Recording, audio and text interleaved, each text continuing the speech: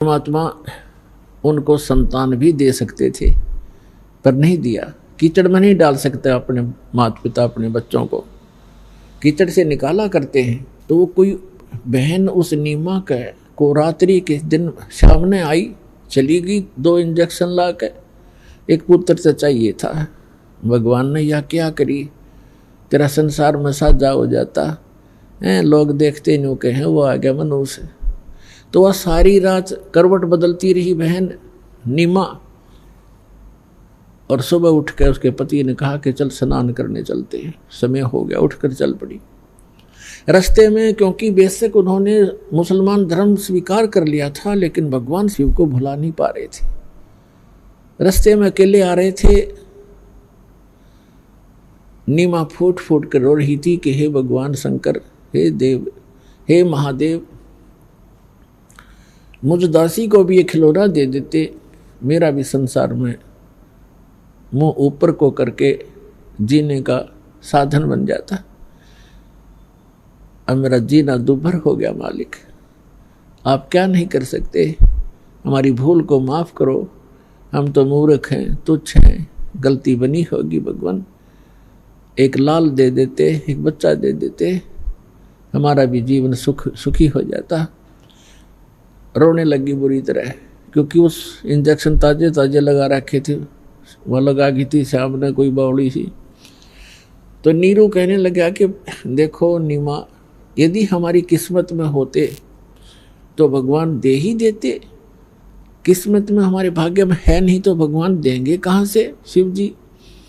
और रो रो के तू अपनी आंखें फोड़ लेगी, बुढ़ापे में उंगली पकड़ने वाला कोई है नहीं, अंधी हो जाएगी, ये और दुख होगा, तो रोया मत कर। बहुत प्यार से उसको समझाने की चेष्टा करता हुआ चल रहा है। और ऐसे ही प्रार्थना आपस में चर्चा करते करते लहर तारा तालाब पर पहुंच गए। स्नान करने के लिए पहले नीमा चली गई, नीरू बाहर दूर बैठ गया। नीमा स्नान करके बाहर आई उस लहर तारा तालाब के उस घाट से। उसके बाद नीरू स्नान करने के लिए तालाब में प्रवेश किया। तब तक रोशनी सी हो गई थी, थोड़ी थोड़ी उजाला सा हो गया था, सूर्य उदय नहीं हुआ था। और नीमा फिर स्नान करते समय जो वस्त्र बांध कर अपने लपेट कर नहाई थी शरीर के, उसको धोने के लिए जब पुनः तालाब पर गई, उसने क्या देखा कि कमल के फूल के ऊपर कोई वस्तु हिल रही है, क्योंकि परमात्मा कमल के फूल पर शिशु रूप धारण करके विराजमान थे, सतलोक से आकर विराजमान हुए थे और पैर के एक पैर को हिला रहे थे। वो पैर को हिला रहे थे। नीमा ने देखा कि कोई सर्प ना हो, और गौर से देखा तो क्या देखा कि तो बालक है, छोटा सा बच्चा।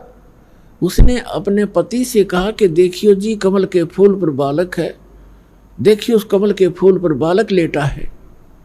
नीरू कहने लगा कि नहा रहा था वो, नाते नाते कह रहा कि नीमा तू मेंटल होली, तू बिल्कुल पागल होगी बच्चों के मोह में। अब तुझे जंगल इस सरोवर के अंदर जल में, गहरे जल में भी बच्चे दिखाई देने लगे, तो कुछ संतोष कर, कुछ सब्र कर। तो वो फिर जोर से कहने लगी देखियो जी, सचमुच देखो देखो देखो सामने।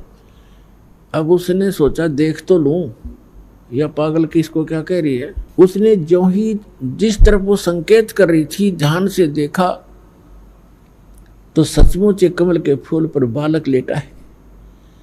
अब उसने भी आव देखा ना ताव देखा, कमल के फूल समेत तोड़ लिया, उठा लिया और अपनी पत्नी को थमा दिया कि सचमुच ये तो बालक, यहाँ डूब जाता तो शुक्र है तुमने याद दिखा, मुझे बता दिया। अब वो बच्चे को लेकर इतना प्यार करती है और सौ शुक्र मनाती है अपने शंकर भगवान के कि हे भोलेनाथ, हे परमात्मा, आज ही हृदय से पुकारा था, आज ही आपके ने अपनी दासी की पुकार सुन ली। ओए होए, कितना सुंदर बालक दे दिया, सीने को लगावे, कभी उसका मुंह चूमे, प्यार करे और सौ शुक्र मनावे शंकर भगवान के।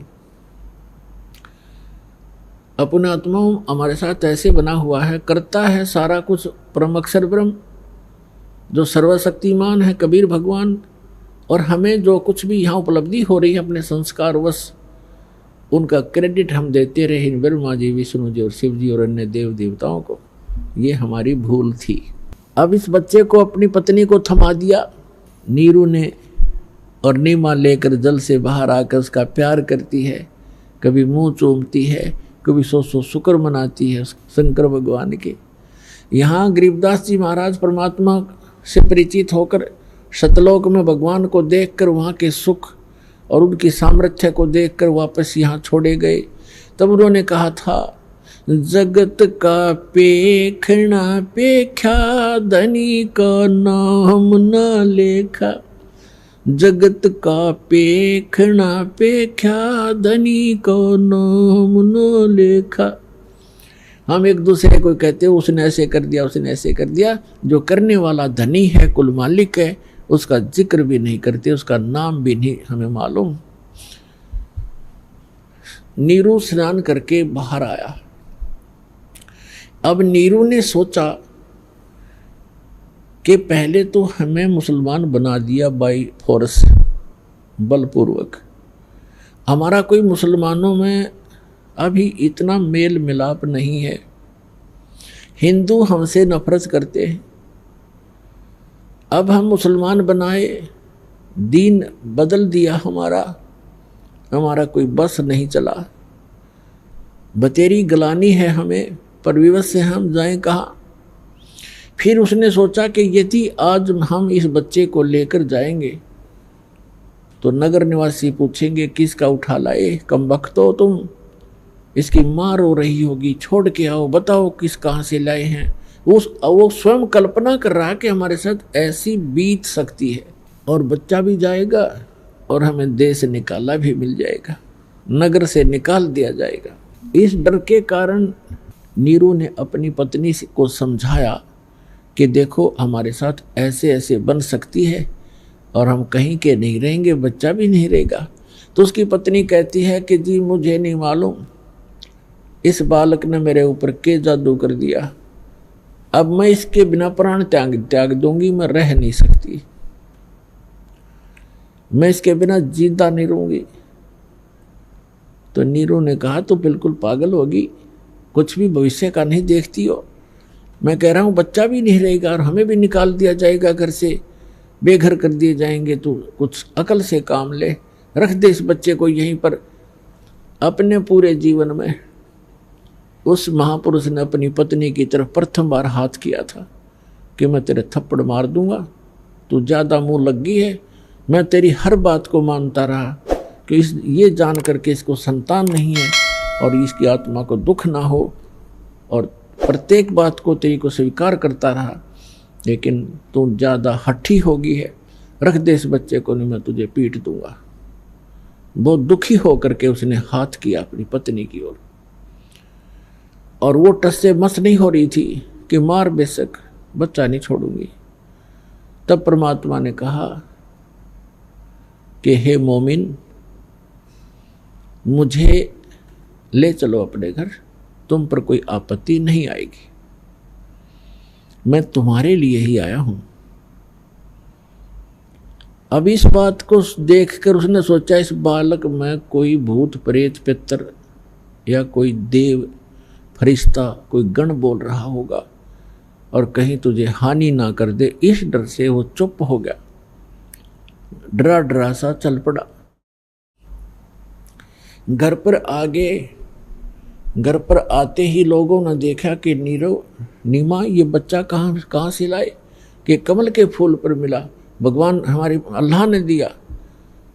अब वो नू तो कहना शंकर भगवान ने दिया, वहाँ ला करना पड़ा उसने, अल्लाह ने दिया है ये। अब सारे आसपास के मोहल्ले के व्यक्ति, स्त्री पुरुष बालक इकट्ठे हो गए, कहने लगे इतना सुंदर बालक है, ओहो इसका चेहरा ऐसे दमक रहा है जैसे देवताओं का हो। कोई कही तो बहुत ही सुंदर बालक है, ऐसा चेहरा, ऐसा इसका फुर्तीला शरीर है, ये कोई देव आया है, कोई